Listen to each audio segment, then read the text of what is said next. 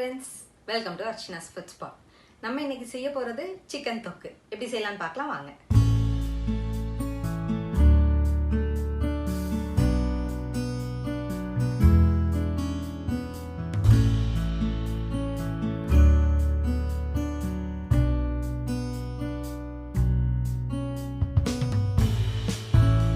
தேவையான பொருட்கள்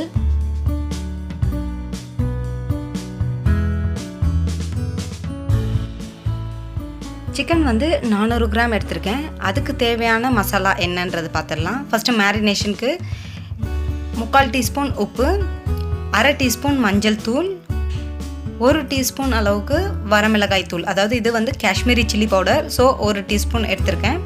நார்மல் வரமிளகாய் தூள் யூஸ் பண்ணுறதா இருந்தால் கொஞ்சம் குறைச்சி எடுத்துக்கிடலாம். 1/2 teaspoon garam masala, 1 table spoon அளவுக்கு இஞ்சி பூண்டு பேஸ்ட், 2 டேபிள் ஸ்பூன் அளவுக்கு தயிர். தயிர் பார்த்திங்கன்னா இதில் நான் கொஞ்சம் ஜாஸ்தி தான் சேர்த்துருக்கேன். இது வந்து சிக்கனை ரொம்பவே சாஃப்டாகும், அதனால 2 டேபிள் ஸ்பூன் எடுத்திருக்கேன்.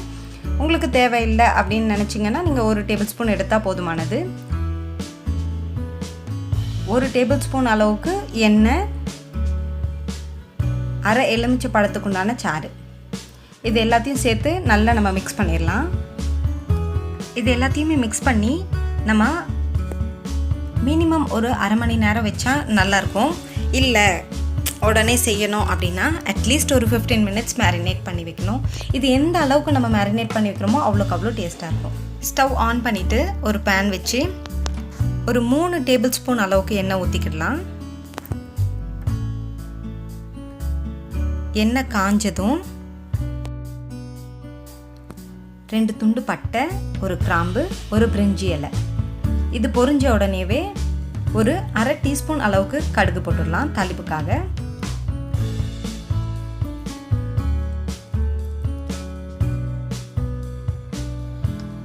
கடுகு பொரிஞ்சிடுச்சு. நம்ம வெட்டி வச்சிருக்க வெங்காயத்தை இதில் சேர்த்துடலாம்.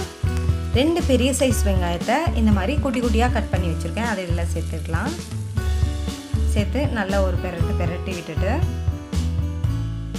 கொஞ்சமாக கருவேப்பிலை, 3 பச்சை மிளகாய் சேர்த்து நல்லா பெரட்டி விட்டுடலாம். இப்போ நம்ம வெங்காயத்துக்கு உப்பு சேர்த்துடலாம். உப்பு வந்து தேவையான அளவை விட கொஞ்சம் குறைச்சே சேர்த்துக்கிடலாம். ஏன்னா நம்ம சிக்கன் மேரினேஷன் பண்ணும்போது உப்பு வந்து ப்ராப்பராக போட்டிருப்போம். இருந்தாலும் இதில் வெங்காயம் தக்காளிக்கெல்லாம் போடும்போது கொஞ்சம் குறைச்சி சேர்த்துக்கிட்டு லாஸ்ட்டில் உப்பு எவ்வளோ இருக்குது அப்படின்றத பார்த்துக்கிட்டு தேவைப்பட்டால் எக்ஸ்ட்ரா போட்டுக்கலாம். வெங்காயம் நல்லா வதங்கிடுச்சு.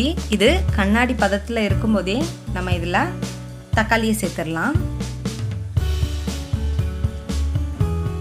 2 மீடியம் சைஸ் தக்காளியை இப்படி பொடுசாக நறுக்கி இதில் சேர்த்துக்கிடலாம்.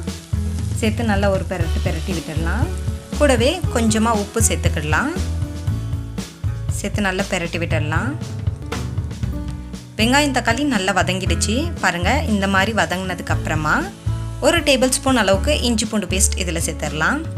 கூடவே ஒரு 1/2 கைப்பிடி அளவுக்கு கொத்தமல்லி இலையை இதில் சேர்த்து நல்ல ஒரு பெரட்டி விட்டுடலாம். கொத்தமல்லியில் உள்ள அந்த தண்டு பகுதியெலாம் இருக்கு இல்லையா, அது கொஞ்சம் ஸ்ட்ராங்காக இருக்கிறதெல்லாம் இந்த ஸ்டேஜில் நம்ம சேர்த்துட்டோன்னா நல்லா சாஃப்ட் ஆகிடும். அதனால நான் எப்போவுமே மிடில் ஸ்டேஜ்லேயே சேர்த்துருவேன். இப்போ நம்ம தேவையான மசாலா எல்லாம் சேர்த்துடலாம். 1/2 டீஸ்பூன் காஷ்மீரி மிளகாய் தூள், 3/4 டீஸ்பூன் மஞ்சள் தூள்,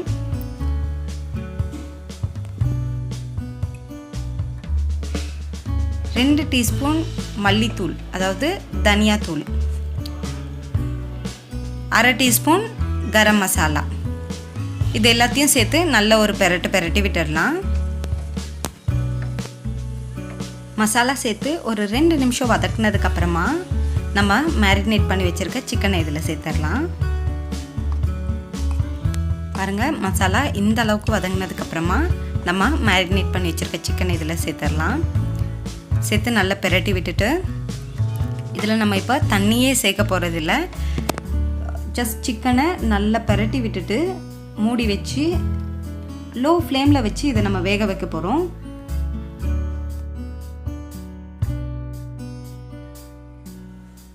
நம்ம ஒரு 15 to 20 நிமிஷம் ஸ்லோ ஃப்ளேம்லேயே வச்சு குக் பண்ண போகிறோம். பாருங்கள், சிக்கன்லேருந்து கொஞ்சம் கொஞ்சமாக தண்ணி வெளியே வர ஆரம்பிக்கும்.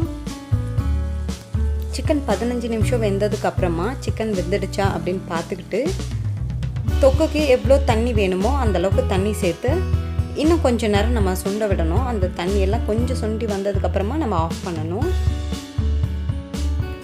இதில் வந்து ஒரு அரை டம்ளர் அளவுக்கு தண்ணி சேர்த்துருக்கேன். உங்களுக்கு எவ்வளோ தேவையோ அவ்வளோ தண்ணி சேர்த்துக்கலாம். நம்மளோட சிக்கன் தொக்கு செம்மையாக ரெடி ஆகிடுச்சு. பார்க்குறதுக்கே சூப்பராக இருக்குது. நீங்களும் இந்த மாதிரி ட்ரை பண்ணி பாருங்கள். மறக்காமல் உங்களோட எக்ஸ்பீரியன்ஸை கமெண்ட்ஸில் ஷேர் பண்ணுங்கள்.